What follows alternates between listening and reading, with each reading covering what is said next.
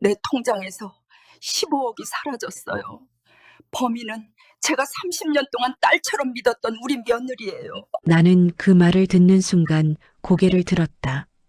전화기 너머로 들려오는 목소리는 70대 여성의 것이었고 분노와 배신감 그리고 믿을 수 없다는 충격이 뒤섞여 있었다. 박순자 씨, 그녀는 30년 동안 며느리를 친딸처럼 아껴왔다고 했다. 그런데 그 며느리가 자신이 치매에 걸린 틈을 타서 통장을 털었다는 것이다. 15억이라는 거액이었다. 나는 즉시 그녀에게 증거가 있는지 물었다.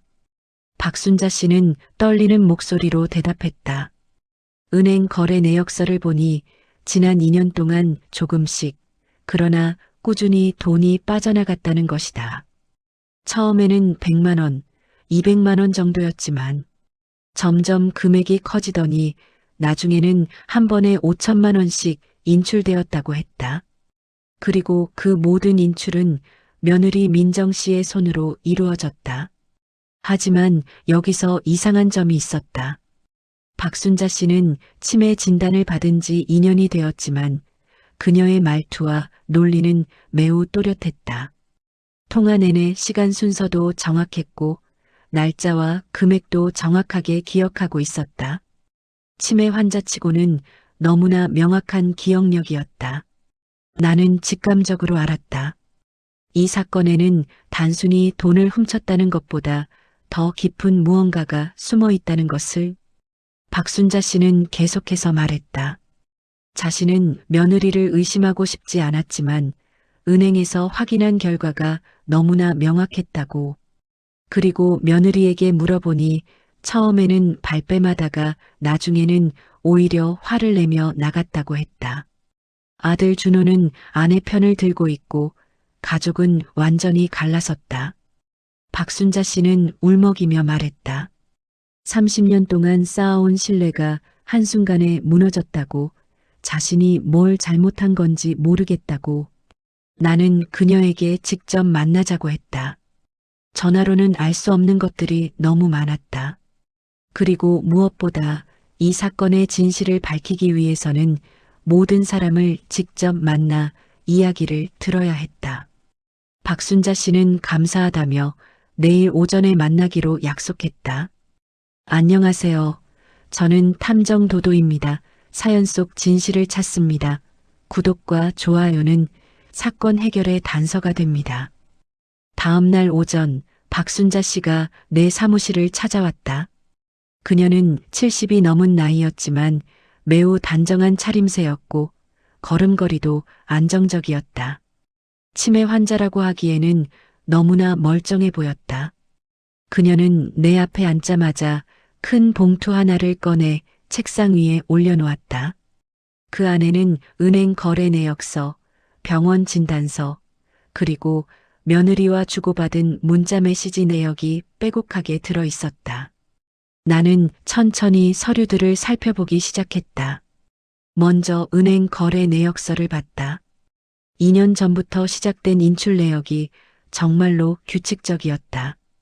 처음 6개월 동안은 매달 100만 원에서 200만 원 정도가 빠져나갔고 그 다음 6개월은 300만 원에서 500만 원으로 증가했다. 그리고 1년이 지난 시점부터는 한 달에 1,000만 원씩, 때로는 2천만 원씩 빠져나가기 시작했다. 가장 큰 금액은 작년 12월에 인출된 5천만 원이었다. 박순자 씨는 내가 서류를 보는 동안 조용히 앉아 있었지만 그녀의 손은 계속 떨리고 있었다. 나는 그녀에게 물었다. 이 인출들을 전혀 모르고 계셨느냐고. 박순자 씨는 고개를 끄덕이며 대답했다. 자신은 치매 진단을 받은 후로 며느리에게 통장 관리를 맡겼다고 했다. 병원비도 내야 하고 생활비도 필요했기 때문에 며느리를 믿고 통장과 도장, 카드까지 모두 맡겼다는 것이다. 그런데 석 달 전 박순자 씨는 우연히 자신의 통장 잔액을 확인하게 되었다. 은행에서 정기예금 만기 안내 문자가 왔는데 그 금액이 자신이 기억하는 것보다 훨씬 적었던 것이다. 이상하게 여긴 박순자 씨는 며느리 몰래 은행에 가서 거래 내역을 뽑아봤다. 그리고 그때 처음으로 15억 원이 사라진 것을 알게 되었다. 나는 박순자 씨에게 좀 더 자세한 이야기를 들어야 했다. 먼저 가족관계부터 정리할 필요가 있었다. 박순자 씨는 남편과 사별한 지 15년이 되었고 아들 준호와 며느리 민정, 그리고 손자 한 명과 함께 살고 있었다. 아니, 정확히 말하면 살고 있었다. 지금은 이 문제로 관계가 완전히 깨져서 따로 살고 있다고 했다. 박순자 씨의 이야기를 들어보니 사건의 배경이 조금씩 보이기 시작했다. 그녀는 젊은 시절 남편과 함께 작은 공장을 운영했다고 했다. 남편이 기술자였고 자신은 격리와 영업을 맡았는데 20년 넘게 열심히 일해서 제법 재산을 모았다. 공장을 팔고 부동산에 투자하면서 재산이 더 불어났고 남편이 돌아가신 후에도 꾸준히 관리해서 현재 통장에 25억 원 정도가 있었다고 했다. 아들 준호는 외동아들이었고 35년 전에 태어났다. 박순자 씨는 아들을 극진히 키웠고 좋은 대학을 보내고 대기업에 취직시켰다. 준호는 10년 전에 민정 씨와 결혼했는데 박순자 씨는 민정 씨를 처음 만났을 때부터 마음에 들었다고 했다. 착하고 예의 바르고 무엇보다 시어머니를 친어머니처럼 잘 모셨다는 것이다. 박순자 씨는 민정 씨를 정말 친딸처럼 아꼈다. 결혼 준비할 때도 민정 씨 부모님이 형편이 어려워하자 예단부터 예물까지 모두 자신이 마련해줬고 신혼집도 3억 원짜리 아파트를 사줬다. 결혼 후에도 명절 때마다 용돈을 두둑이 챙겨줬고 손자가 태어난 후에는 육아에도 적극적으로 도왔다. 민정 씨도 그런 박순자 씨에게 항상 고맙다고 했고 친정 엄마보다 시어머니가 더 좋다고 말하곤 했다. 그런데 2년 전 박순자 씨는 건강검진에서 경도인지장애 판정을 받았다.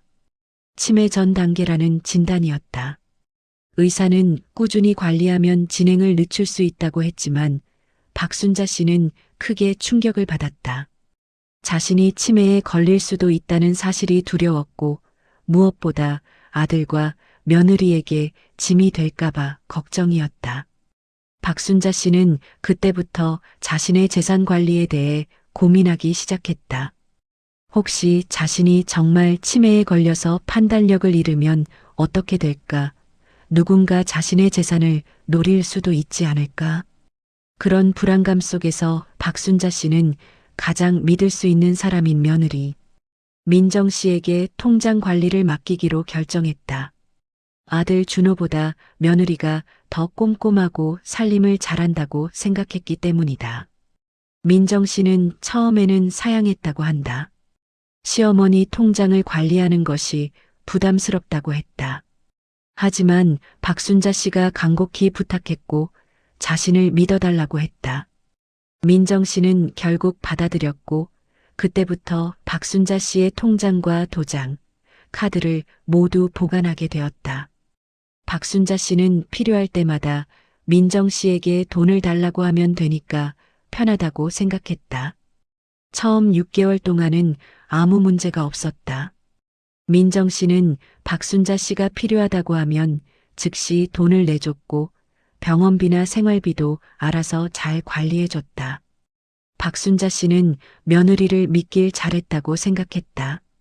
그런데 그 시기에 박순자 씨가 전혀 모르는 사이에 통장에서 돈이 빠져나가기 시작한 것이다.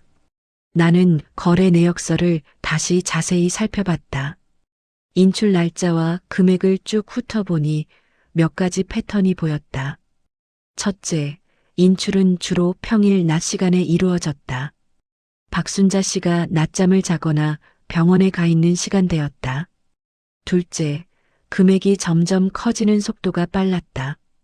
마치 누군가 점점 대담해지는 것 같았다.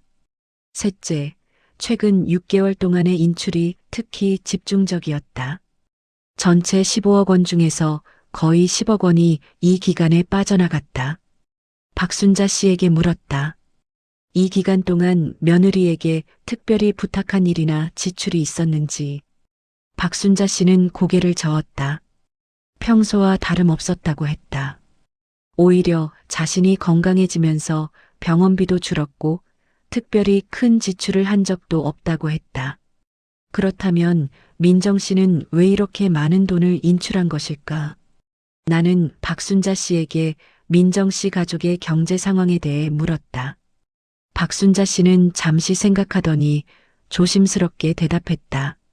사실 작년부터 민정 씨 부부의 경제 상황이 좋지 않다는 이야기를 들었다고 했다. 준호가 회사에서 명예퇴직을 당했고 재취업이 쉽지 않다고 했다. 민정 씨도 파트타임으로 일하고 있지만 수입이 많지 않았다. 게다가 손자가 중학생이 되면서 교육비도 많이 든다고 했다.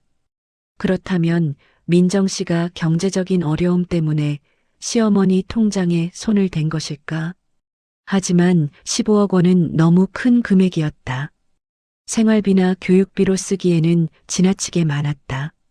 게다가 왜 시어머니에게 말하지 않고 몰래 빼돌린 것일까?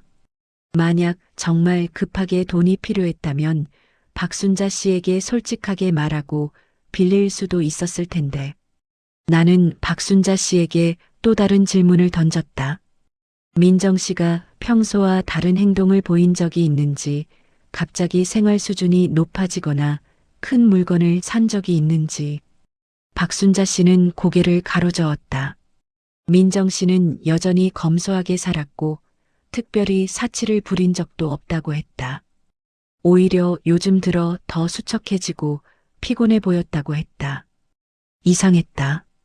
15억 원이라는 거액을 빼돌렸다면 어딘가에 흔적이 남아야 했다. 부동산을 샀거나 주식에 투자했거나 아니면 사업에 쓰였거나.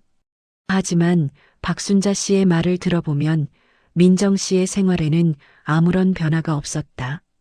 그렇다면 그 돈은 대체 어디로 간 것일까? 나는 박순자 씨에게 며느리와 대면했을 때의 상황을 자세히 물었다. 박순자 씨는 석 달 전 은행에서 거래 내역을 확인한 직후 집으로 돌아와 민정 씨를 불렀다고 했다. 그리고 조용히 물었다. 통장에서 돈이 많이 빠져나갔는데 혹시 아느냐고. 민정 씨는 처음에는 당황한 표정을 지었다. 그리고는 병원비와 생활비로 쓴 것이라고 대답했다. 하지만 박순자 씨는 구체적인 금액과 날짜를 대며 다시 물었다. 15억 원이 빠져나갔는데 이게 다 병원비와 생활비냐고. 민정 씨는 그제야 안색이 변했다. 그리고는 시어머니가 치매에 걸려서 기억을 못 하시는 거라고 다 필요한 곳에 쓴 돈이라고 주장했다. 박순자 씨가 은행 거래 내역서를 내밀자 민정 씨는 갑자기 화를 냈다. 자신을 의심하느냐고, 그동안 얼마나 고생하며 모셨는데 이렇게 취급하느냐고 소리를 질렀다. 그리고는 아들 준호에게 전화를 걸었다. 준호가 퇴근 후 집에 돌아왔을 때 민정 씨는 울면서 하소연했다. 시어머니가 자신을 도둑 취급한다고, 자신은 정말 필요한 곳에 돈을 썼는데 치매 때문에 기억을 못 하신다고 말했다. 준호는 어머니에게 따졌다. 며느리를 왜 의심하느냐고, 민정이는 그동안 얼마나 헌신적으로 모셨느냐고. 박순자 씨는 아들에게도 은행 거래 내역서를 보여줬다. 하지만 준호는 그것조차 제대로 보지 않고 어머니의 치매 증상이 심해진 것 같다고 말했다. 박순자 씨는 그 말에 큰 상처를 받았다. 자신은 멀쩡한데 아들이 자신을 치매 환자 취급하고 며느리 편만 든다는 것이 너무 억울했다. 그날 밤 박순자 씨는 집을 나와 근처 모텔에서 묵었다.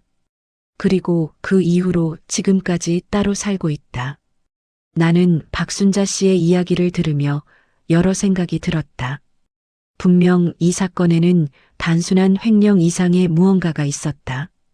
민정 씨가 정말 돈을 훔친 것이 맞다면 왜 그랬을까? 그리고 그 많은 돈을 어디에 쓴 것일까? 반대로 만약 민정 씨의 말대로 정말 필요한 곳에 쓴 것이라면 왜 박순자 씨에게 제대로 설명하지 못한 것일까? 더 궁금한 것은 아들 준호의 태도였다. 15억 원이라는 거액이 사라진 상황에서 왜 그는 제대로 된 해명도 듣지 않고 아내 편만 든 것일까? 그리고 박순자 씨의 치매 진단. 의사의 진단서를 보면 분명 경도인지장애라고 되어 있었지만 내가 본 박순자 씨는 매우 또렷했다. 이것도 사건을 이해하는데 중요한 단서가 될 것 같았다. 나는 박순자 씨에게 말했다. 이 사건을 제대로 조사하려면 며느리와 아들을 직접 만나봐야 한다고. 그리고 은행 거래 내역을 더 상세히 분석하고 그 돈이 실제로 어디에 쓰였는지 추적해야 한다고 했다. 박순자 씨는 고개를 끄덕였다. 진실만 밝혀진다면 뭐든 하겠다고 했다. 나는 먼저 은행부터 가보기로 했다. 박순자 씨가 거래하던 은행 지점에 가서 좀 더 상세한 정보를 얻어야 했다. 인출이 어떤 방식으로 이루어졌는지, 창구에서 직접 인출했는지 아니면 ATM을 이용했는지, 그리고 인출할 때 본인 확인은 어떻게 했는지 등을 확인해야 했다. 박순자 씨는 자신이 은행에 동의서를 써주겠다고 했다. 그날 오후 나는 박순자 씨와 함께 은행을 방문했다. 지점장을 만나 상황을 설명하고 협조를 요청했다. 지점장은 난처한 표정을 지었지만 박순자 씨의 동의서와 탐정 자격증을 확인한 후 필요한 정보를 제공해 주었다. 거래 내역을 자세히 살펴보니 몇 가지 흥미로운 사실이 드러났다. 첫째, 대부분의 인출은 창구가 아닌 인터넷 뱅킹을 통해 이루어졌다. 박순자 씨의 통장에서 민정 씨의 통장으로 이체되는 방식이었다. 둘째, 큰 금액의 인출이 있기 전에는 항상 작은 금액의 테스트 이체가 먼저 이루어졌다. 마치 시스템을 확인하는 것 같았다. 셋째, 최근 6개월 동안의 대량 인출은 모두 같은 요일, 같은 시간대에 이루어졌다. 매주 목요일 오후 2시에서 3시 사이였다. 지점장에게 물었다. 이 시간대에 박순자 씨가 은행을 방문한 적이 있는지. 지점장은 고개를 저었다. 박순자 씨는 주로 화요일 오전에 은행을 방문했다고 했다. 목요일 오후에는 거의 온 적이 없다고 했다. 그렇다면 민정 씨는 박순자 씨가 없는 시간을 노려서 계획적으로 돈을 빼돌린 것일까? 나는 박순자 씨에게 목요일 오후에 주로 뭘 하셨는지 물었다. 박순자 씨는 생각하더니 대답했다. 목요일 오후에는 항상 교회 성경 공부 모임에 갔다고 했다. 오후 1시에 집을 나가서 4시쯤 돌아온다고 했다. 민정 씨도 그 시간을 알고 있었다. 그렇다면 민정 씨는 시어머니가 집을 비운 그 시간을 이용해서 조용히 돈을 빼돌린 것이다. 은행에서 나온 후 나는 박순자 씨에게 민정 씨의 연락처를 받았다. 그리고 직접 만나서 이야기를 나눠보겠다고 했다. 박순자 씨는 걱정스러운 표정으로 물었다. 민정이가 만나주겠느냐고. 나는 만나주지 않으면 법적인 절차를 밟을 수밖에 없다고, 그렇게 되면 더 복잡해진다고 말하겠다고 했다. 그날 저녁 나는 민정 씨에게 전화를 걸었다. 전화벨이 여러 번 울린 후에 민정 씨가 받았다. 목소리는 경계심으로 가득 차 있었다. 나는 내가 탐정이며 박순자 씨의 의뢰를 받아 사건을 조사하고 있다고 말했다. 민정 씨는 한숨을 쉬며 대답했다. 시어머니가 정말 탐정까지 고용했느냐고, 자신은 아무 잘못도 하지 않았다고 말했다. 나는 민정 씨에게 부드럽게 말했다. 나는 누구 편을 들려고 하는 것이 아니라 단지 진실을 알고 싶을 뿐이라고. 그리고 만약 정말 억울한 일을 당하고 계신다면 제대로 해명할 기회를 드리고 싶다고 했다. 민정 씨는 잠시 침묵하더니 내일 오후에 근처 카페에서 만나자고 했다. 남편 준호와 함께 가겠다고 덧붙였다. 다음 날 오후 나는 약속 장소인 카페에 먼저 도착했다. 15분 후에 민정 씨와 준호 씨가 함께 들어왔다. 민정 씨는 40대 초반으로 보였고 수척한 얼굴에 피곤한 기색이 역력했다. 준호 씨는 50대 초반의 중년 남성으로 표정이 굳어 있었다. 두 사람은 내 맞은편에 앉았고 준호 씨가 먼저 입을 열었다. 어머니가 치매 때문에 혼란스러워 하시는 것 같다고 민정이는 정말 열심히 어머니를 모셨다고 말했다. 나는 고개를 끄덕이며 들었다. 그리고는 조용히 은행 거래 내역서를 꺼내 테이블 위에 올려놓았다. 2년 동안 15억 원이 인출된 내역이었다. 준호 씨의 얼굴이 굳었고 민정 씨는 눈을 내리깔았다. 나는 민정 씨에게 물었다. 이 돈들을 어디에 사용하셨는지. 민정 씨는 떨리는 목소리로 대답했다. 시어머니 병원비와 생활비, 그리고 집안 경조사비로 썼다고 했다. 나는 다시 물었다. 15억 원이 모두 그런 용도로 쓰였느냐고. 민정 씨는 대답하지 못하고 눈물만 흘렸다. 준호 씨가 아내를 감싸며 말했다.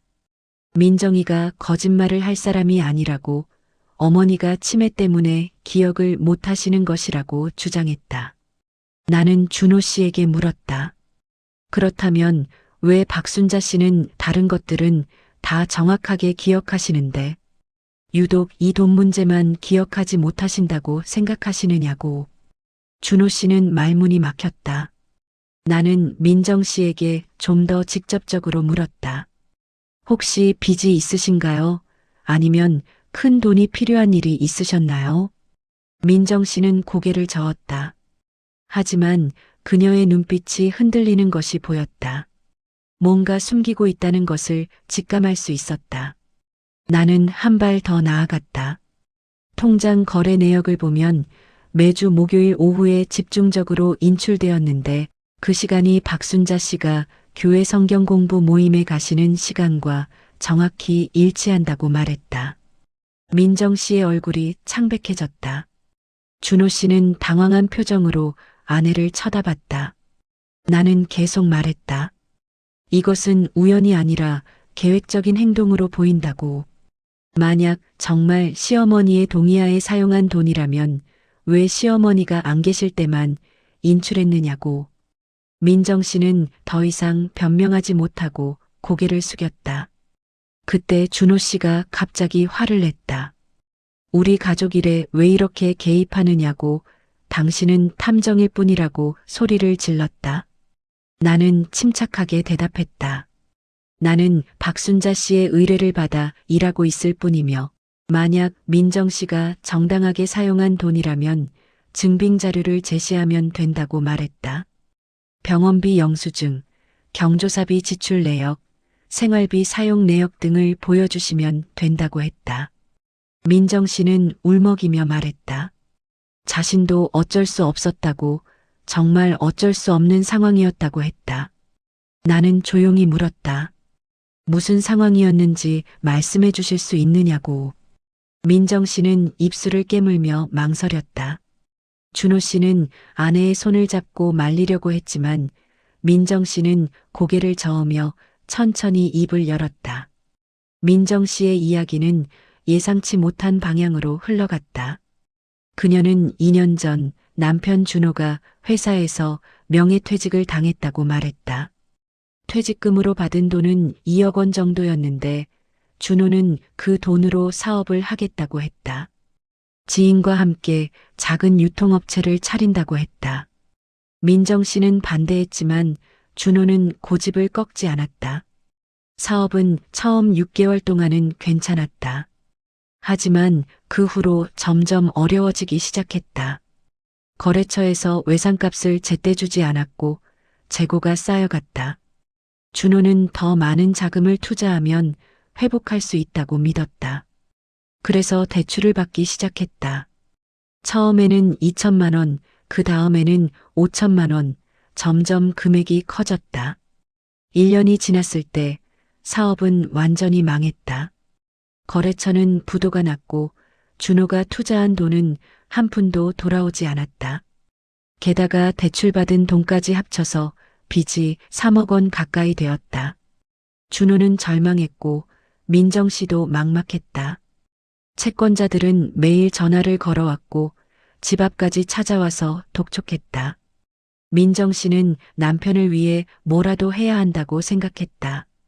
그래서 시어머니 박순자 씨에게 솔직하게 말하고 도움을 청하려고 했다. 하지만 준호가 극구 반대했다. 어머니에게 알리면 실망하실 것이고 자신은 더 이상 아들로서의 자격이 없다고 생각했다.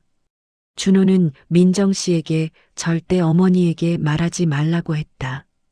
그런 상황에서 민정 씨는 한 가지 생각을 하게 되었다. 시어머니의 통장을 자신이 관리하고 있으니 거기서 조금씩 돈을 빌려 쓸 수 있지 않을까? 나중에 남편이 재취업하면 갚으면 되지 않을까?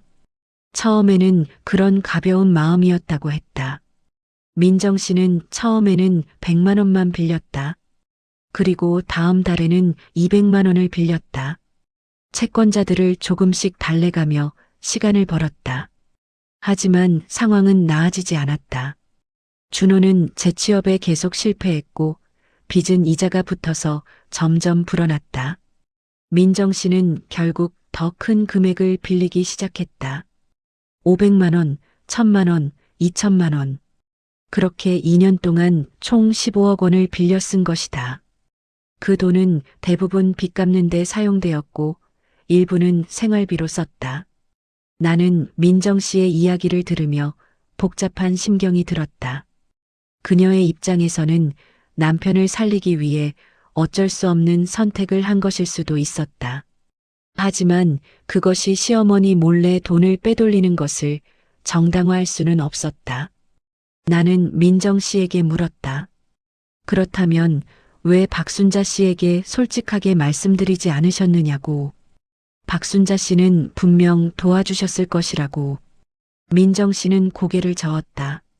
처음에는 조금만 빌려 쓰고 빨리 갚을 생각이었는데 점점 금액이 커지면서 말할 수 없게 되었다고 했다. 그리고 남편이 어머니에게 알리는 것을 극구 반대했다. 준호는 차라리 죽는 게 낫다고까지 말했다. 민정 씨는 남편이 극단적인 선택을 할까봐 두려웠다. 그래서 계속 숨기고 혼자 감당하려고 했다. 준호 씨는 옆에서 이 이야기를 듣고 있었다. 그의 얼굴은 창백했고 손은 떨리고 있었다. 그는 아내에게 미안하다고 말했다. 자신 때문에 아내가 이렇게 고생했다고, 자신이 무능해서 이런 일이 벌어졌다고 자책했다. 민정 씨는 남편의 손을 잡으며 울었다. 둘 다 고통스러워하고 있었다. 나는 두 사람을 바라보며 한숨을 쉬었다. 이 사건은 단순한 횡령이 아니었다. 가족 간의 신뢰와 사랑, 그리고 그것이 무너지는 과정이 담겨 있었다. 민정 씨는 분명 잘못을 했다. 하지만 그녀 나름대로는 가족을 지키려고 한 것이었다. 준호 역시 어머니에게 짐이 되기 싫어서 숨긴 것이었다. 하지만 그 선택이 결국 더 큰 상처를 만들어낸 것이다. 나는 민정 씨에게 물었다.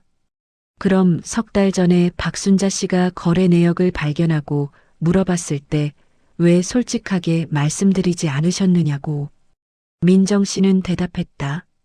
그때도 말하려고 했지만 남편이 말렸다고 했다. 준호는 어머니가 충격받으실 것을 두려워했다. 그래서 민정 씨에게 일단은 부인하라고 했다. 시간을 벌어서 돈을 마련해 갚은 후에 말씀드리자고 했다. 하지만 그 계획은 실패했다. 박순자 씨는 며느리의 거짓말을 믿지 않았고 결국 집을 나가버렸다. 그 후로 3개월 동안 준호와 민정 씨는 돈을 마련하려고 애썼다. 집도 담보로 대출을 받고 친척들에게도 손을 벌렸다. 하지만 15억 원을 마련하는 것은 불가능했다. 현재까지 마련한 돈은 2억 원 정도였다. 나는 준호 씨에게 물었다. 그럼 지금은 어떻게 하실 계획이신가요? 준호 씨는 한숨을 쉬며 대답했다. 어머니께 무릎 꿇고 용서를 빌 생각이라고 했다. 그리고 할 수 있는 한빨리 돈을 갚겠다고 했다. 집을 팔면 4억 원 정도는 될 것 같고 자신도 어떤 일이든 해서 돈을 벌겠다고 했다. 민정 씨도 눈물을 닦으며 말했다. 자신이 정말 잘못했다고 시어머니께 용서를 빌고 싶다고 했다. 박순자 씨를 정말 친어머니처럼 생각했는데 배신해서 너무 죄송하다고 했다. 자신은 어떤 처벌도 받을 준비가 되어 있다고 했다. 나는 두 사람의 진심을 느낄 수 있었다. 그들은 분명 잘못을 저질렀지만 동시에 가족을 위해 고민하고 고통받고 있었다. 나는 그들에게 말했다. 일단 박순자 씨를 직접 만나서 진실을 말씀드려야 한다고. 그리고 앞으로 어떻게 할 것인지 구체적인 계획을 세워야 한다고 했다. 두 사람은 고개를 끄덕였다. 카페를 나오면서 나는 생각했다. 이 사건은 누가 옳고 그른지를 따지는 문제가 아니었다. 가족이 서로를 사랑하지만 소통하지 못하고 각자의 방식으로 문제를 해결하려다가 벌어진 비극이었다. 박순자 씨는 아들과 며느리에게 짐이 되기 싫어서 혼자 감당하려 했고, 준호는 어머니께 실망을 드리기 싫어서 숨겼고, 민정 씨는 남편을 지키려고 잘못된 선택을 한 것이다. 그날 저녁 나는 박순자 씨에게 전화를 걸었다. 민정 씨와 준호를 만났고 진실을 들었다고 말했다. 박순자 씨는 조용히 물었다. 민정이가 정말 돈을 가져간 게 맞느냐고. 나는 대답했다. 네, 하지만 들으셔야 할 이야기가 있다고 했다. 내일 사무실로 오시면 자세히 말씀드리겠다고 했다. 다음 날 오전 박순자 씨가 사무실을 찾아왔다. 그녀의 얼굴에는 밤새 잠을 못 잔 흔적이 역력했다. 나는 차를 한 잔 내어드리고 천천히 어제 들었던 이야기를 전했다. 준호의 사업 실패, 3억 원의 빚, 민정 씨가 남편을 위해 시어머니 통장에 손을 댄 과정, 그리고 숨길 수밖에 없었던 이유들을. 박순자 씨는 이야기를 듣는 동안 아무 말도 하지 않았다. 다만 눈에서 눈물이 흘러내렸다. 나는 계속 말했다. 민정 씨와 준호가 지금 얼마나 후회하고 있는지, 어떻게든 돈을 갚으려고 애쓰고 있는지도 전했다. 그리고 두 사람이 박순자 씨를 만나 직접 사과하고 싶어 한다고 말했다. 박순자 씨는 한참 동안 침묵했다. 그리고는 떨리는 목소리로 물었다. 준호가 사업에 실패했다는 것을 왜 나한테 말하지 않았을까? 나는 도와줄 수 있었는데. 3억 원이면 내가 충분히 줄 수 있었는데. 왜 나를 믿지 않았을까? 그 말에는 배신감보다는 슬픔이 더 많이 담겨 있었다. 나는 조심스럽게 대답했다. 준호 씨는 어머니께 짐이 되고 싶지 않았던 것 같다고. 아들로서 실패한 모습을 보이기 싫었던 것 같다고 말했다. 박순자 씨는 고개를 저으며 말했다. 나는 준호 엄마인데 아들이 힘들 때 도와주는 게 당연한 건데 왜 그걸 짐이라고 생각했을까? 박순자 씨는 한동안 눈물을 닦았다. 그리고는 나에게 물었다. 민정이는 정말 그 돈을 남편 빚 갚는 데 썼을까? 혹시 다른 데 쓴 건 아닐까? 나는 대답했다. 그 부분도 확인이 필요하다고. 민정 씨가 말한 것이 사실인지 증거를 확보해야 한다고 말했다. 박순자 씨는 고개를 끄덕였다. 확인해달라고. 만약 민정이가 거짓말을 한 거라면 용서할 수 없다고 했다. 나는 그날부터 본격적인 조사에 들어갔다. 먼저 준호의 사업 실패 여부를 확인해야 했다. 준호가 운영했다는 유통업체를 찾아가 봤다. 회사는 이미 문을 닫은 상태였고 사무실에는 임대 안내문만 붙어 있었다. 근처 상인들에게 물어보니 1년 전쯤 폐업했다고 했다. 사장이 빚을 지고 도망갔다는 소문도 있었다. 다음으로 준호의 채무 상황을 확인했다. 민정 씨에게 동의를 받아 신용정보를 조회했다. 결과는 충격적이었다. 준호 명의로 된 대출이 모두 합쳐 3억 5천만 원이었다. 은행 대출, 저축은행 대출, 캐피탈 대출까지 다양했다. 연체 기록도 여러 건 있었다. 민정 씨가 말한 것이 사실이었다. 그럼 민정 씨가 인출한 15억 원은 정말 빚을 갚는 데 쓰인 것일까? 나는 민정 씨의 통장 거래 내역을 확인해야 했다. 민정 씨에게 연락해서 협조를 요청했다. 민정 씨는 처음에는 망설이다가 결국 동의했다.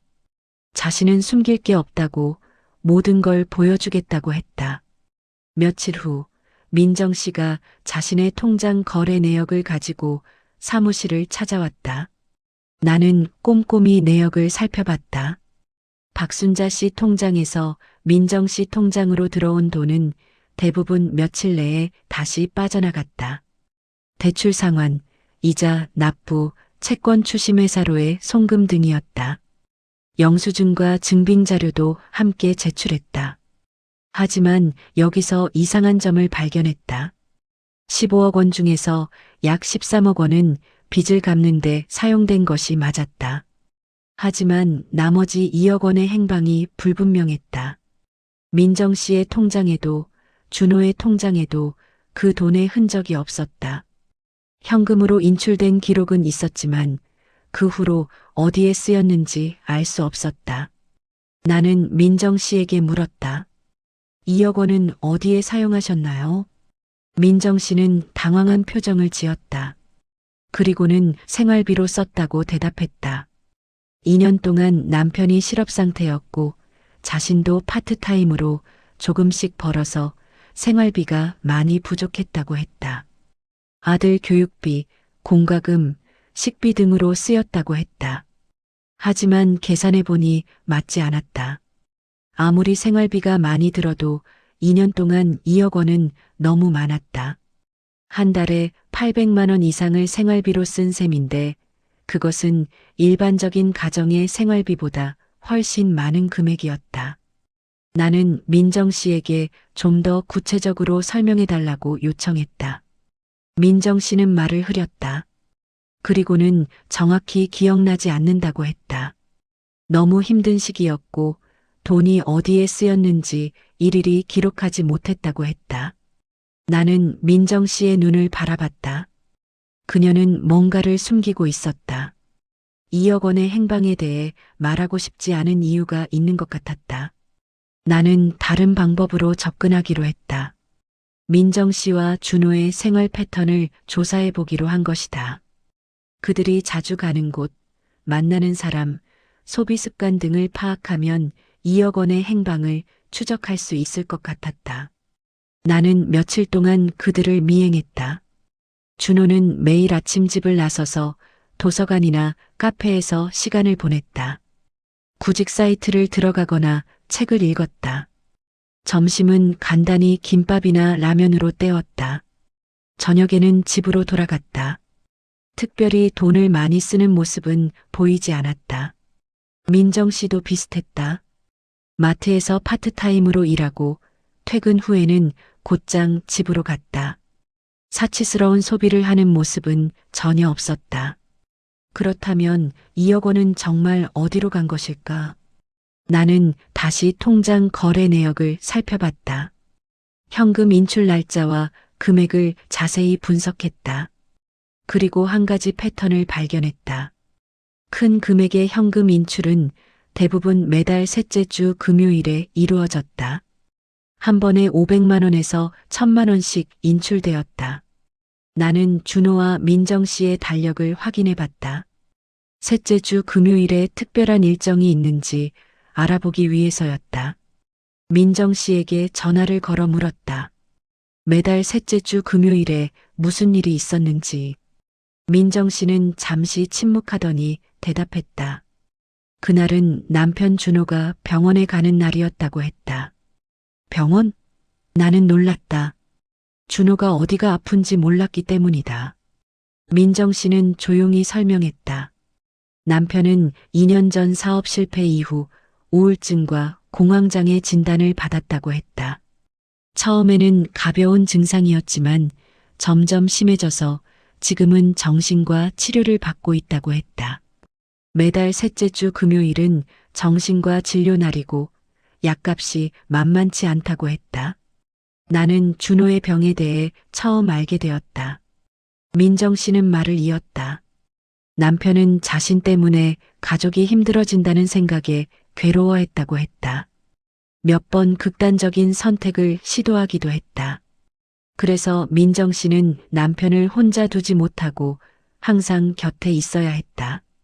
병원비와 약값, 그리고 상담 치료비가 한 달에 200만 원 정도 들었다. 그럼 2억 원 중 상당 부분이 준호의 치료비로 쓰인 것일까? 나는 계산해 봤다. 2년 동안 매달 200만 원이면 총 4,800만 원 정도였다. 그래도 여전히 1억 5천만 원 정도가 설명되지 않았다. 나는 민정 씨에게 다시 물었다. 나머지 돈은 어디에 사용하셨나요? 민정 씨는 한참을 망설이다가 마침내 입을 열었다. 사실 남편의 빚이 3억 원만이 아니었다고 했다. 사업을 하면서 지인들에게도 돈을 많이 빌렸다고 했다.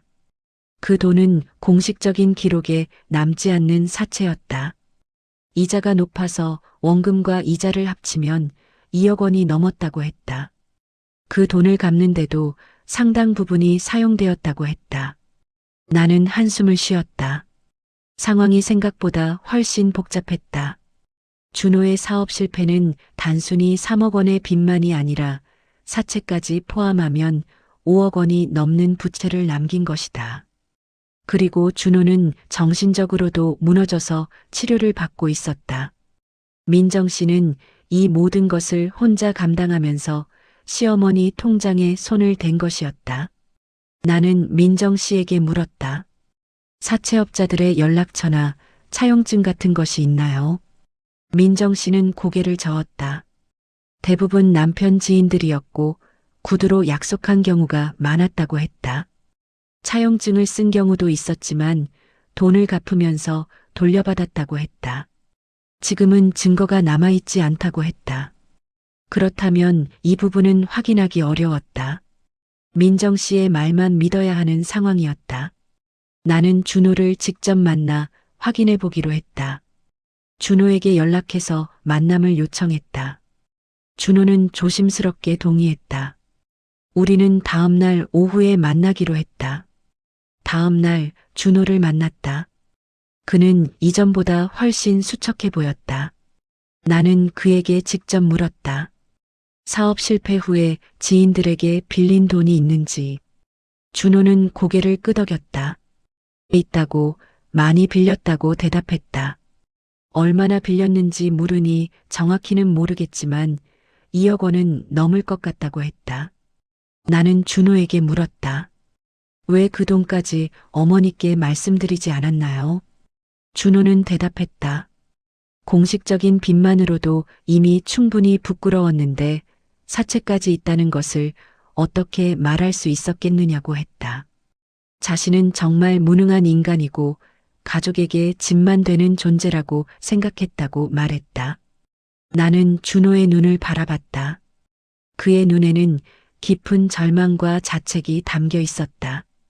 그는 정말로 자신을 용서하지 못하고 있었다. 나는 조심스럽게 물었다. 정신과 치료를 받고 계신다고 들었는데 어떤 증상이신가요? 준호는 잠시 망설이다가 대답했다. 사업이 망한 후부터 잠을 잘 수 없었다고 했다. 밤마다 악몽을 꿨고 채권자들의 전화벨 소리만 들어도 심장이 두근거렸다. 길을 가다가 갑자기 숨이 막히고 식은땀이 나는 공황 발작도 자주 일어났다. 몇 번은 정말 죽고 싶다는 생각이 들어서 옥상이나 강가에 갔다고 했다. 그때마다 아내가 찾아와서 말렸다.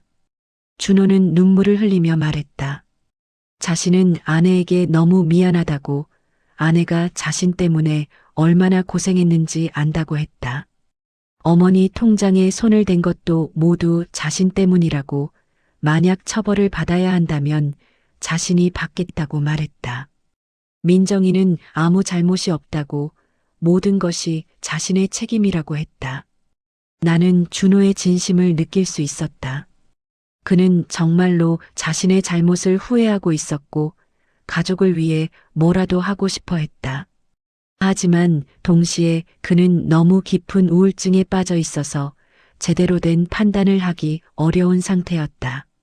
나는 준호에게 말했다. 일단 어머니를 만나서 진실을 말씀드려야 한다고, 그리고 앞으로 어떻게 할 것인지 함께 의논해야 한다고 했다. 준호는 두려운 표정으로 물었다. 어머니가 자신을 용서해 주실까? 나는 대답할 수 없었다. 그것은 박순자 씨가 결정할 문제였다. 다만 박순자 씨가 준호를 얼마나 사랑하는지는 알고 있었다. 그 사랑이 분노와 배신감을 이겨낼 수 있을지는 알 수 없었지만 나는 준호와의 만남을 마치고 사무실로 돌아왔다. 그리고 박순자 씨에게 전화를 걸었다. 조사 결과를 말씀드려야 한다고, 내일 사무실로 오시면 자세히 설명해 드리겠다고 했다. 박순자 씨는 알았다고 대답했다. 목소리에는 긴장감이 역력했다. 다음 날 오후 박순자 씨가 사무실을 찾아왔다. 그녀는 평소보다 더 초췌해 보였다. 며칠 동안 제대로 먹지도 자지도 못한 것 같았다. 나는 그녀를 앉히고 천천히 조사 결과를 설명하기 시작했다. 민정 씨가 인출한 15억 원이 어디에 사용되었는지, 준호의 사업 실패와 빚, 그리고 그의 정신 건강 문제까지 모두 말씀드렸다. 박순자 씨는 이야기를 듣는 동안 여러 가지 표정을 지었다. 놀람, 분노, 슬픔, 그리고 자책. 특히 준호가 우울증과 공황장애로 고생하고 있다는 말을 들었을 때는 얼굴이 하얗게 질렸다. 그녀는 떨리는 목소리로 물었다. 준호가 정말 그렇게 아픈데 왜 나한테 말하지 않았을까? 나는 조심스럽게 대답했다. 준호 씨는 어머니께 실망을 드리고 싶지 않았던 것 같다고, 그리고 자신이 무능한 아들이라는 생각에 괴로워했던 것 같다고 말했다. 박순자 씨는 고개를 저으며 눈물을 흘렸다. 나는 준호 엄마인데 아들이 아플 때 옆에 있어줘야 하는데 왜 나를 밀어냈을까? 나는 박순자 씨에게 물었다. 이제 어떻게 하실 생각이신가요? 법적으로 문제를 삼으실 건가요? 아니면 가족 내에서 해결하실 건가요? 박순자 씨는 한참 동안 아무 말도 하지 못했다. 그녀는 심각하게 고민하고 있었다. 15억 원이라는 금액은 결코 작지 않았고 민정 씨의 행동은 분명 잘못이었다. 하지만 동시에 그녀는 며느리와 아들을 여전히 사랑하고 있었다. 박순자 씨는 결국 입을 열었다. 일단 준호와 민정이를 만나보고 싶다고 했다. 직접 이야기를 들어보고 싶다고 했다. 나는 고개를 끄덕였다. 그것이 좋은 시작이라고 생각했다. 나는 준호와 민정 씨에게 연락해서 내일 만남을 주선하겠다고 했다. 박순자 씨는 감사하다며 사무실을 나갔다. 그날 저녁 나는 준호와 민정 씨에게 전화를 걸었다. 박순자 씨가 만나고 싶어 하신다고 전했다. 두 사람은 긴장한 목소리로 대답했다. 언제 어디서 만날지 물었다. 나는 내일 오후에 내 사무실에서 만나는 것이 어떻겠느냐고 제안했다. 중립적인 장소에서 만나는 것이 서로에게 부담이 덜할 것 같았다. 두 사람은 동의했다. 다음 날 오후 약속 시간이 되었다. 박순자 씨가 먼저 도착했다. 그녀는 단정한 옷차림에 화장도 조금 한 모습이었다. 긴장한 것은 분명했지만 마음의 준비를 하고 온 것 같았다. 10분 후에 준호와 민정 씨가 함께 도착했다. 두 사람 모두 창백한 얼굴이었고 손을 꼭 잡고 있었다. 나는 그들을 회의실로 안내했다. 박순자 씨는 소파에 앉았고 준호와 민정 씨는 맞은편에 앉았다. 잠시 동안 아무도 말을 하지 않았다. 무거운 침묵이 흘렀다. 나는 조용히 지켜보기로 했다. 이것은 그들 가족이 스스로 풀어야 할 문제였다. 먼저 입을 연 것은 민정 씨였다. 그녀는 박순자 씨 앞에 무릎을 꿇으며 고개를 숙였다. 그리고는 떨리는 목소리로 말했다. 어머니, 정말 죄송합니다. 저는 돈을 훔친 도둑이고 어머니를 배신한 나쁜 며느리입니다. 변명의 여지가 없습니다. 어떤 처벌도 달게 받겠습니다. 준호도 어머니 앞에 무릎을 꿇었다. 그리고는 눈물을 흘리며 말했다. 어머니, 모두 제 잘못입니다. 제가 무능해서 사업에 실패했고, 제가 겁이 나서 어머니께 말씀드리지 못했고, 제 때문에 민정이가 이런 짓을 하게 된 겁니다. 저를 용서해 주십사 하는 말은 감히 못하겠습니다. 다만 민정이만큼은 용서해 주십시오. 박순자 씨는 두 사람을 바라보며 눈물을 흘렸다. 한참 동안 아무 말도 하지 못했다. 그녀의 마음속에는 수많은 감정이 소용돌이 치고 있었다. 분노, 배신감, 슬픔, 그리고 여전히 남아있는 사랑.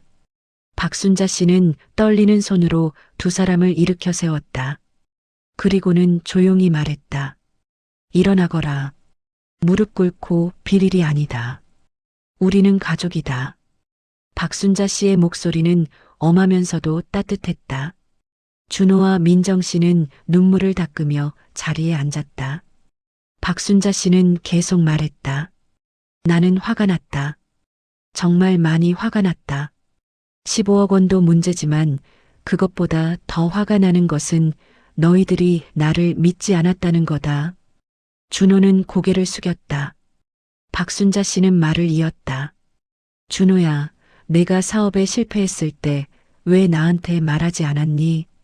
나는 내 엄마다.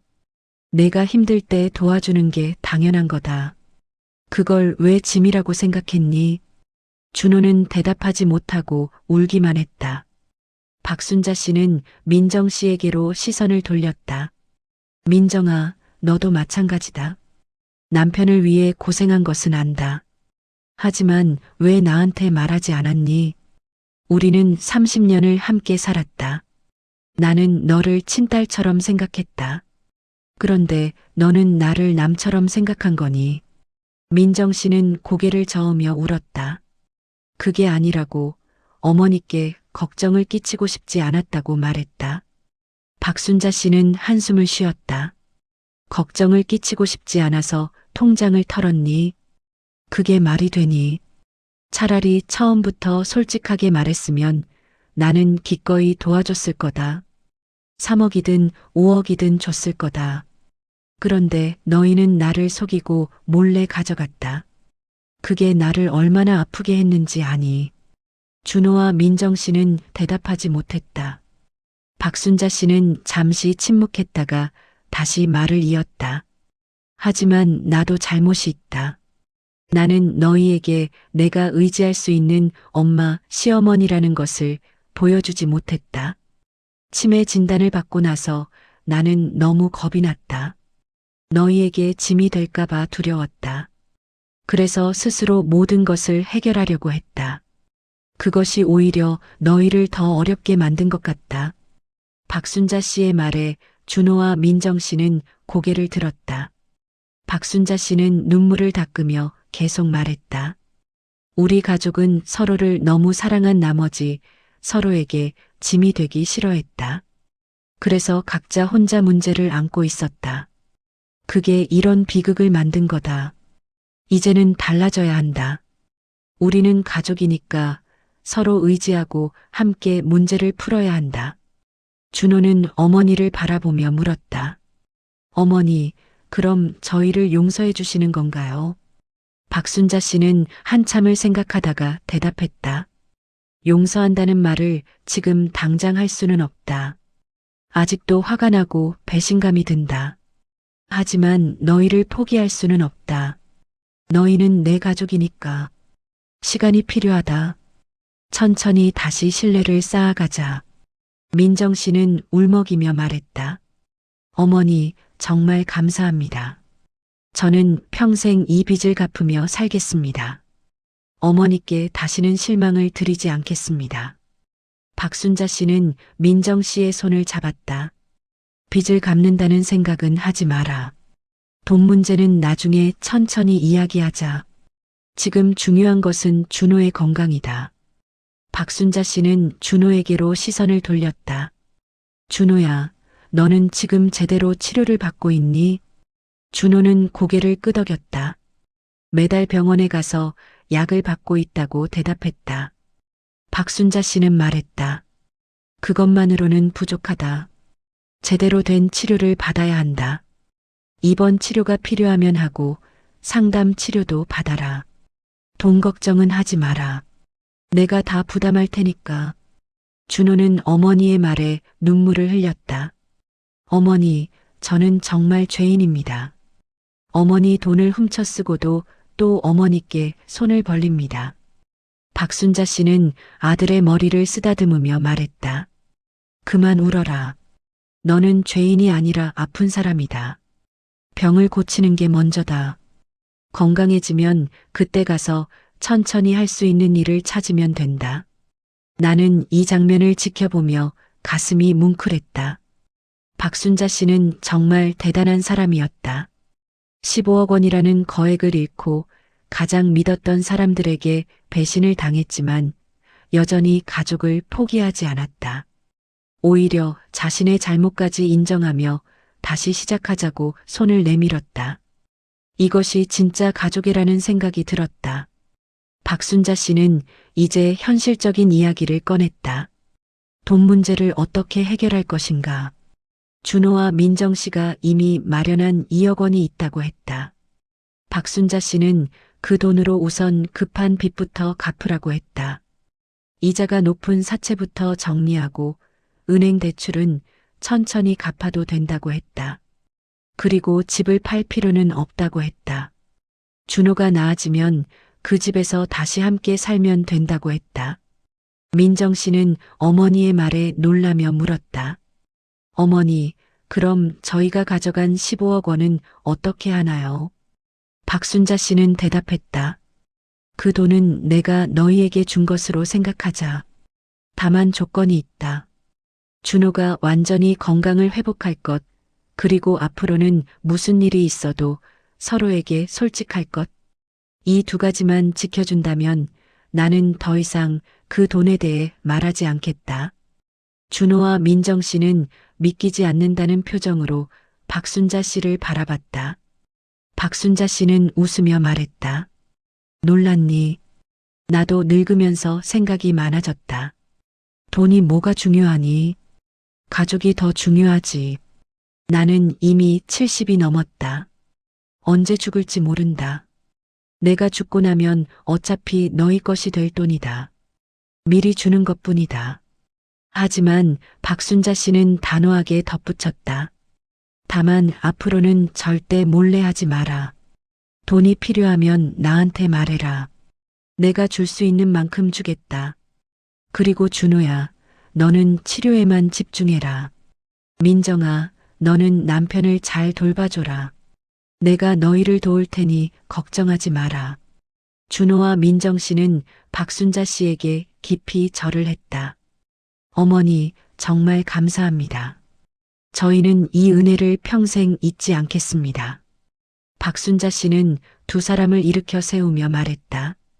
은혜라는 말하지 마라. 우리는 가족이다.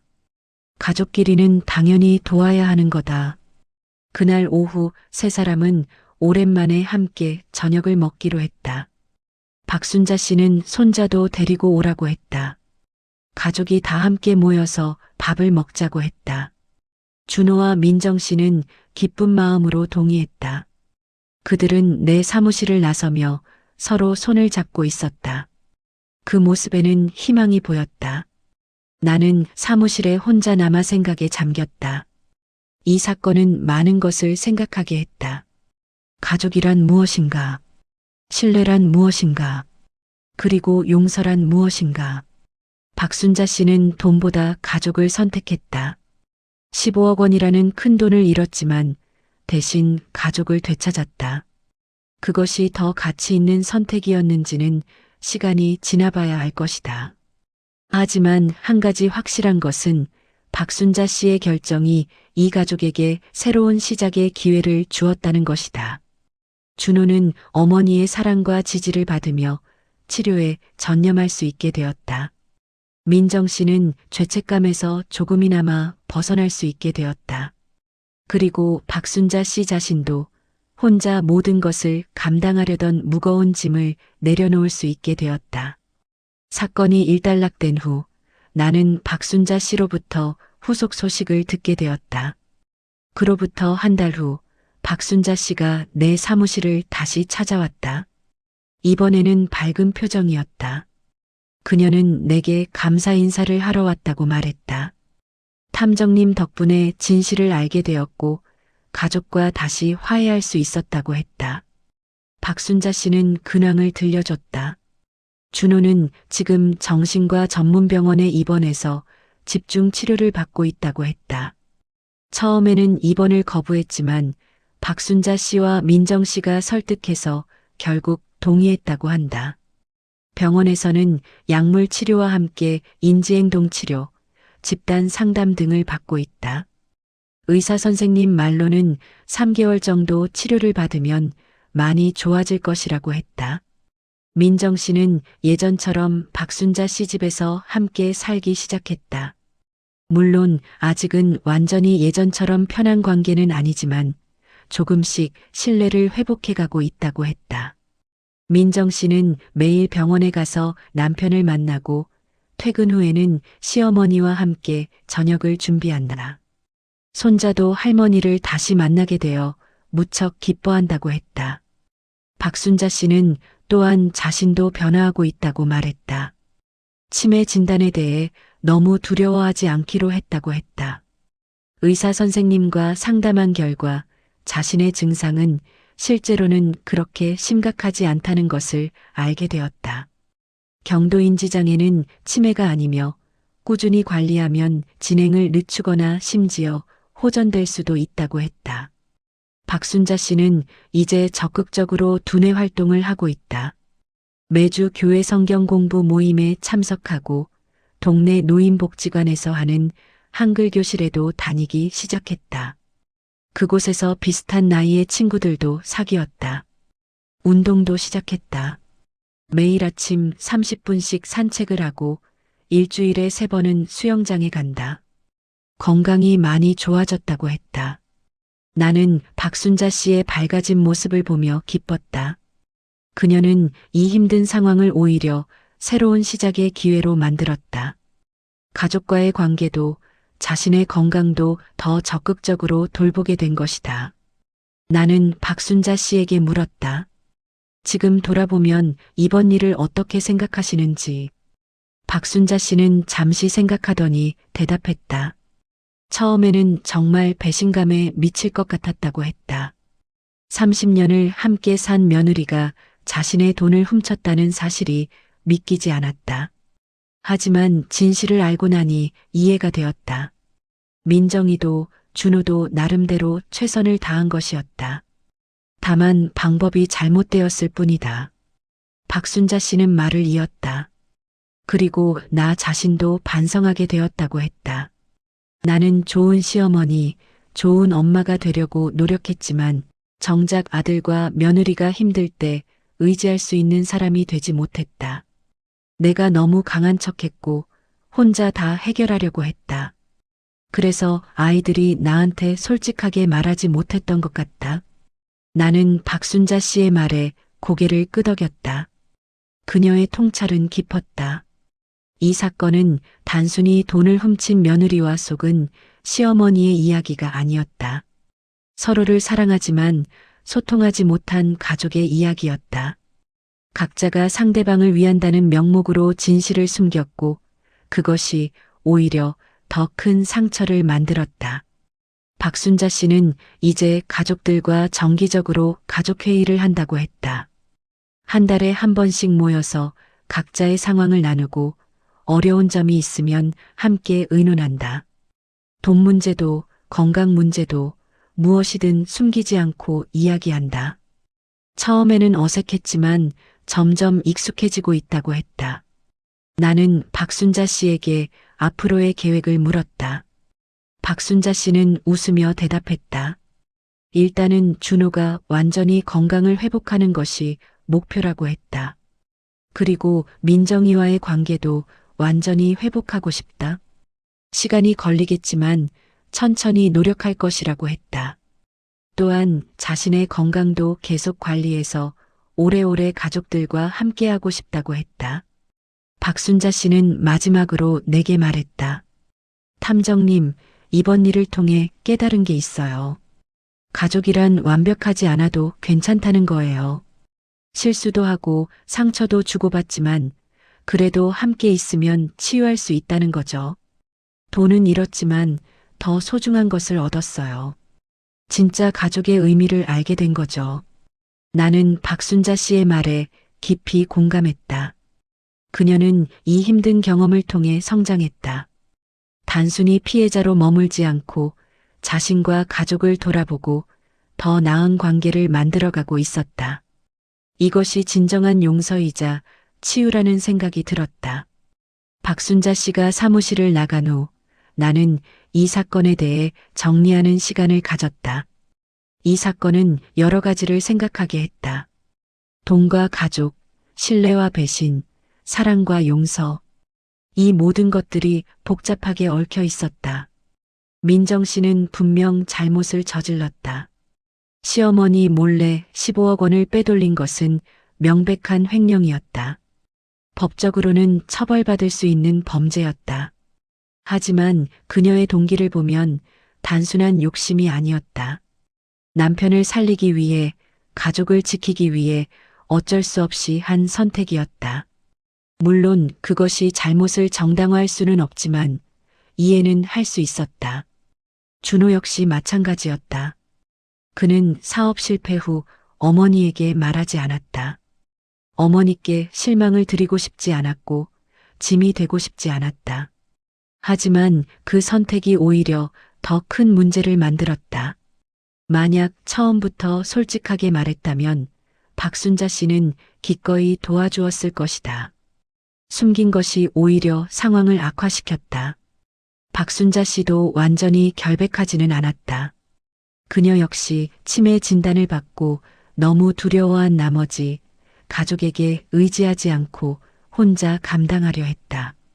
그래서 통장을 며느리에게 맡기면서도 제대로 된 소통을 하지 않았다.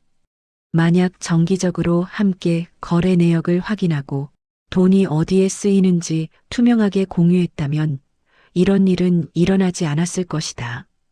결국 이 사건은 가족 모두의 문제였다. 서로를 너무 사랑한 나머지 상대방에게 짐이 되지 않으려고 각자 혼자 문제를 안고 있었다. 그리고 그것이 오히려 더 큰 상처와 오해를 만들었다. 소통의 부재가 만든 비극이었다. 하지만 이 가족은 그 비극을 극복했다. 박순자 씨의 놀라운 용서와 이해, 민정 씨와 준호의 진심 어린 반성과 노력, 그리고 서로를 포기하지 않는 가족애가 있었기 때문이다. 그들은 이제 더 강한 가족이 되어가고 있었다. 나는 이 사건을 통해 많은 것을 배웠다. 탐정으로서 진실을 밝히는 것도 중요하지만 때로는 그 진실이 사람들을 치유하고 화해시키는 데 도움이 되도록 하는 것도 중요하다는 것을, 단순히 누가 옳고 그른지를 판단하는 것이 아니라 왜 그런 일이 일어났는지, 어떻게 하면 더 나아질 수 있는지를 함께 고민하는 것이 진정한 해결이라는 것을. 몇 달 후 나는 박순자 씨로부터 또 한 번 연락을 받았다. 준호가 병원에서 퇴원했다는 소식이었다. 3개월간의 집중 치료를 마치고 많이 좋아졌다고 했다. 아직 완전히 회복된 것은 아니지만 이제는 일상생활을 할 수 있을 정도가 되었다. 약을 계속 복용하면서 외래 치료를 받으며 천천히 사회에 적응해 갈 계획이라고 했다. 박순자 씨는 기쁜 목소리로 말했다. 준호가 퇴원하는 날 가족 모두가 병원에 갔다고 했다. 박순자 씨, 민정 씨, 그리고 손자까지. 준호는 가족들을 보고 눈물을 흘렸다. 자신을 포기하지 않고 기다려준 가족에게 감사하다고 말했다. 그 순간 박순자 씨는 확신했다. 이제 정말 새로운 시작이구나 하고. 준호는 퇴원 후 바로 일자리를 찾지는 않기로 했다. 먼저 건강을 완전히 회복하는 것이 우선이었다. 박순자 씨는 아들에게 천천히 하라고, 자신이 경제적으로 지원할 테니 서두르지 말라고 했다. 준호는 처음에는 미안해했지만 결국 어머니의 뜻을 받아들였다. 대신 집안일을 돕고 손자 교육에 관심을 기울이기로 했다. 민정 씨는 여전히 파트타임으로 일하고 있었다. 하지만 이제는 돈 때문에 스트레스 받지 않았다. 박순자 씨가 생활비를 넉넉히 지원해주기 때문이다. 민정 씨는 여유가 생긴 시간에 요리 공부를 시작했다. 시어머니와 남편, 아들을 위해 맛있는 음식을 만들어주고 싶었다. 박순자 씨는 며느리의 노력을 기쁘게 지켜봤다. 가족회의도 계속되었다. 이제는 한 달에 한 번이 아니라 일주일에 한 번씩 모였다. 각자의 일상을 나누고 어려운 점이 있으면 함께 해결 방법을 찾았다. 준호는 자신의 감정 상태를 솔직하게 이야기했고, 민정 씨는 육아와 일의 어려움을 나눴다. 박순자 씨도 자신의 건강 상태와 노후 계획에 대해 이야기했다. 이런 과정을 통해 가족들은 점점 가까워졌다. 예전에는 서로에게 좋은 모습만 보여주려고 애썼다면 이제는 약한 모습도 솔직하게 드러낼 수 있게 되었다. 그리고 그것이 오히려 더 진정한 유대감을 만들었다. 완벽하지 않아도 실수를 해도 서로 받아주고 도와주는 관계가 되었다. 박순자 씨는 내게 말했다. 이제는 예전으로 돌아갔다기보다 완전히 새로운 가족이 된 것 같다고. 예전에는 서로 예의 바르고 배려하는 관계였다면 이제는 진짜 속마음을 나누는 관계가 되었다고. 15억 원을 잃었지만 그보다 더 소중한 것을 얻었다고. 나는 박순자 씨의 이야기를 들으며 감동받았다. 이 가족은 정말 대단했다. 큰 위기를 겪었지만 그것을 성장의 기회로 만들었다. 서로를 용서하고 이해하고 더 나은 관계를 만들어갔다. 이것이 진정한 가족의 힘이라는 생각이 들었다. 1년이 지난 어느 날 나는 우연히 길에서 박순자 씨를 만났다. 그녀는 손자와 함께 산책을 하고 있었다. 박순자 씨는 나를 보고 반갑게 인사했다.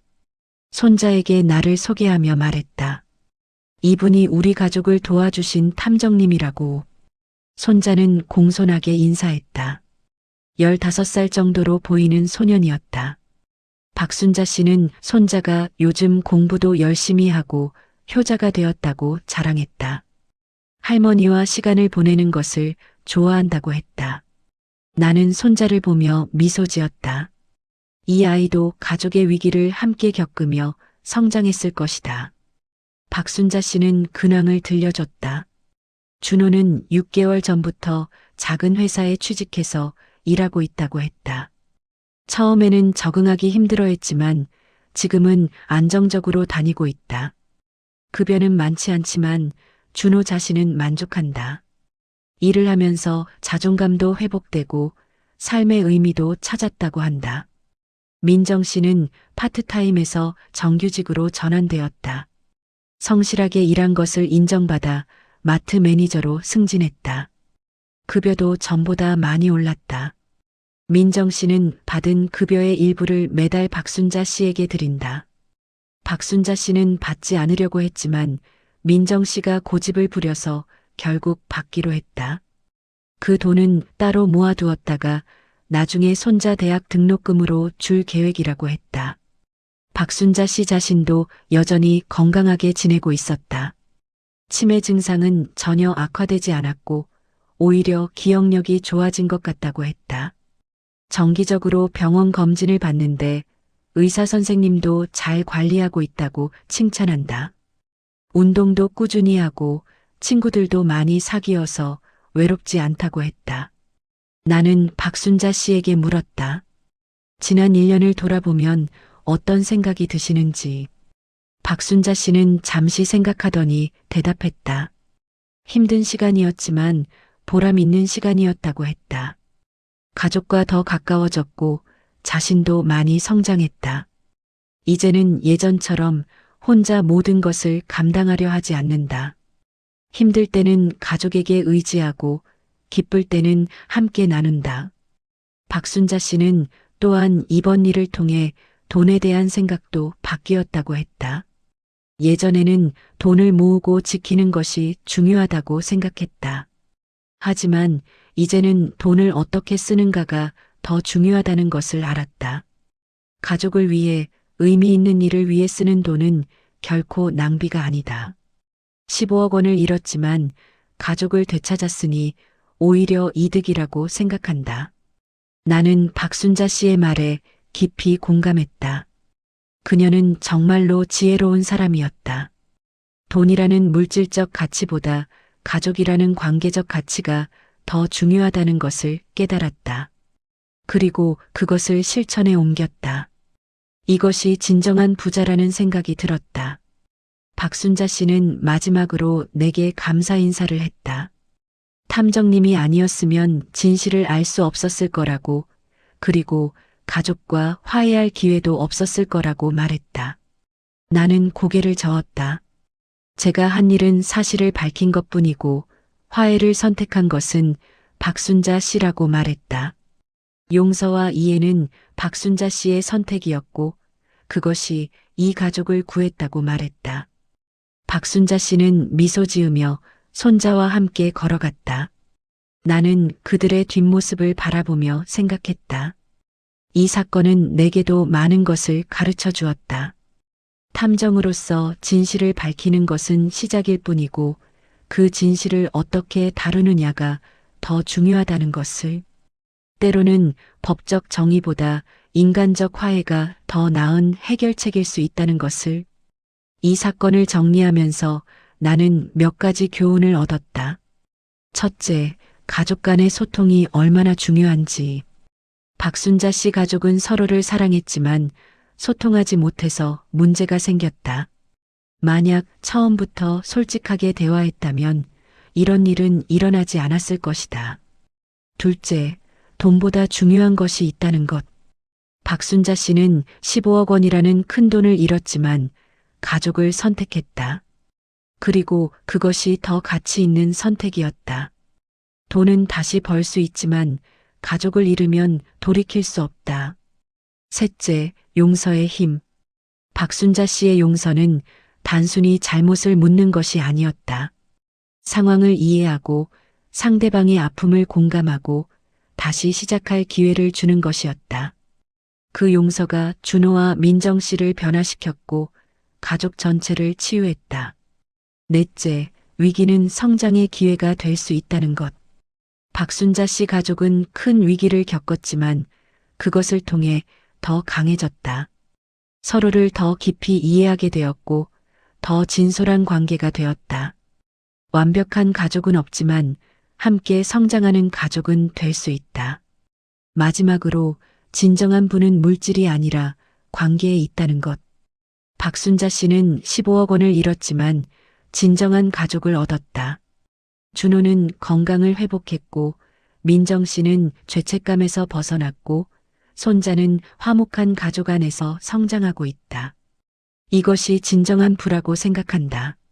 나는 사무실로 돌아와 이 사건의 기록을 마무리했다. 사건명은 시어머니 통장 15억 원 횡령 사건. 하지만 이것은 단순한 횡령 사건이 아니었다. 가족의 사랑과 오해, 배신과 용서, 그리고 치유와 성장의 이야기였다. 이 사건을 통해 나는 다시 한번 깨달았다. 사람들은 완벽하지 않다. 실수도 하고 잘못된 선택도 한다. 하지만 그것이 끝이 아니다.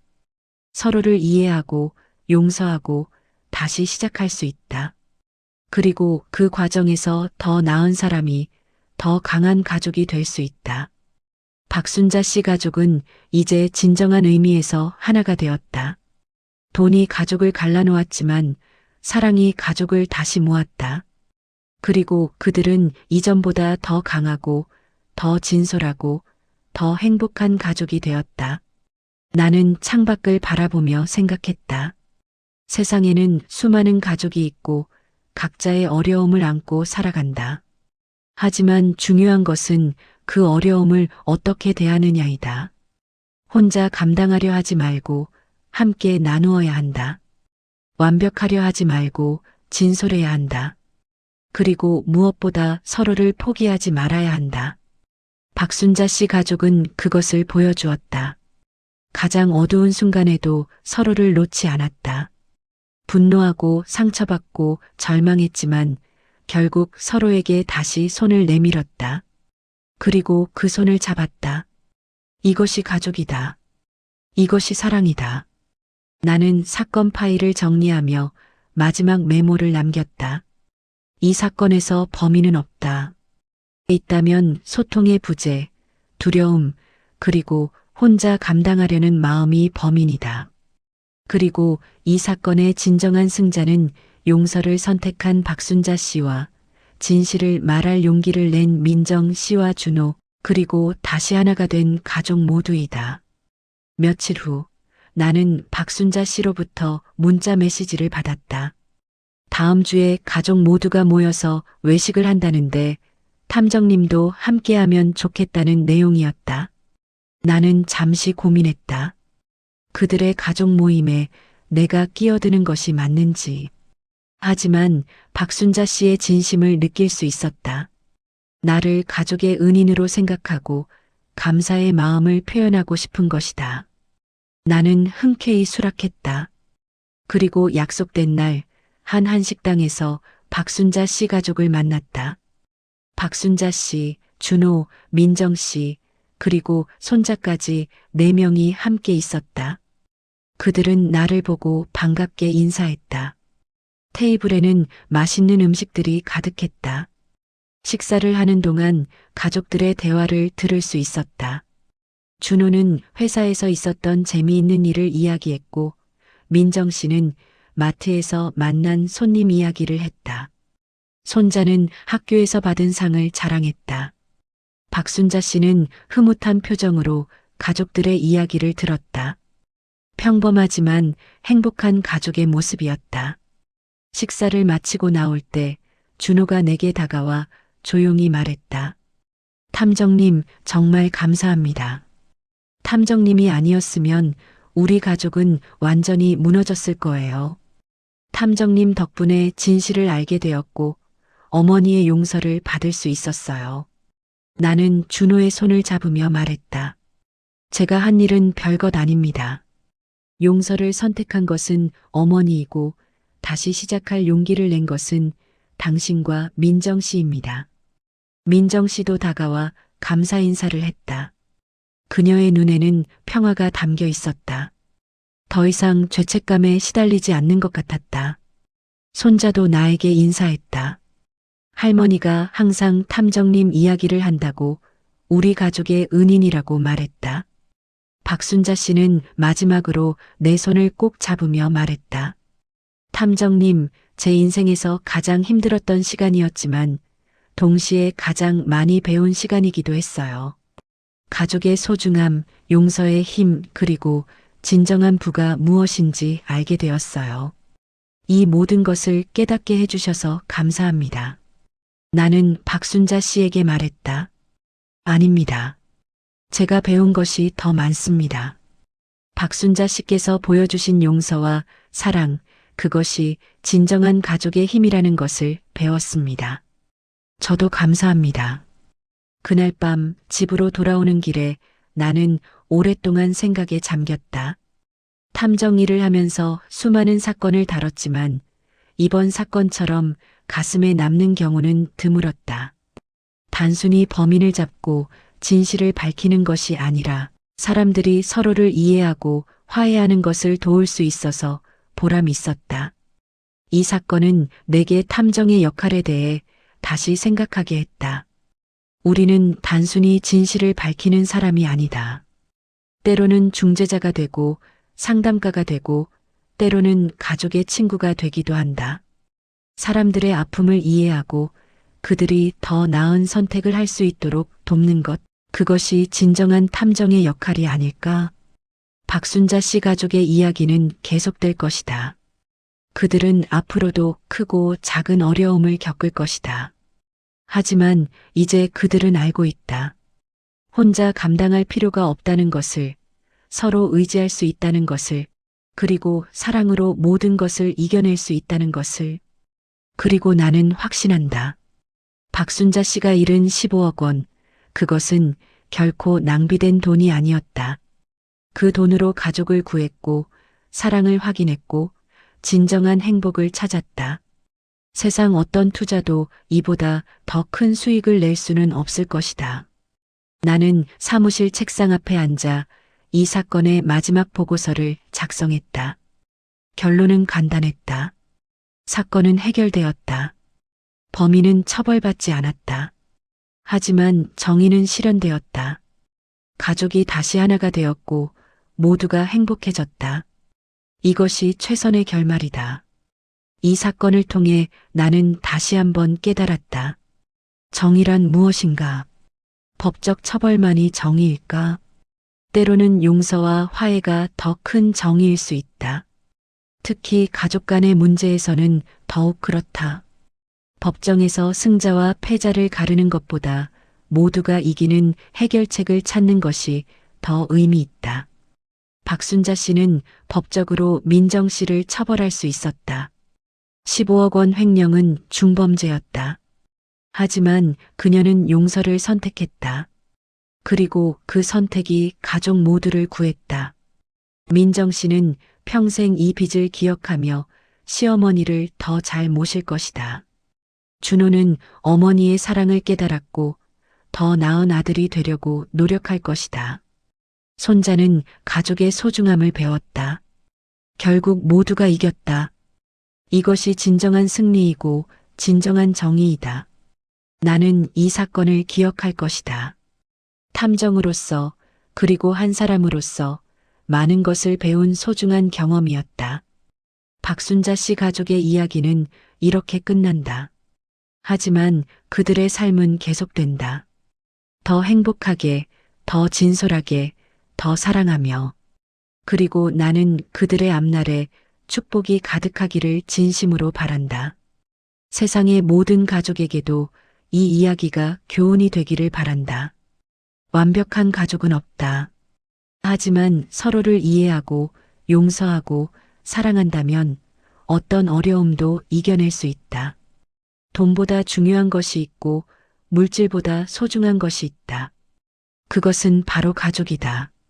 이것이 내가 박순자 씨 가족의 사건에서 배운 가장 큰 교훈이다. 그리고 이것을 잊지 않고 살아갈 것이다. 탐정으로서 그리고 한 사람으로서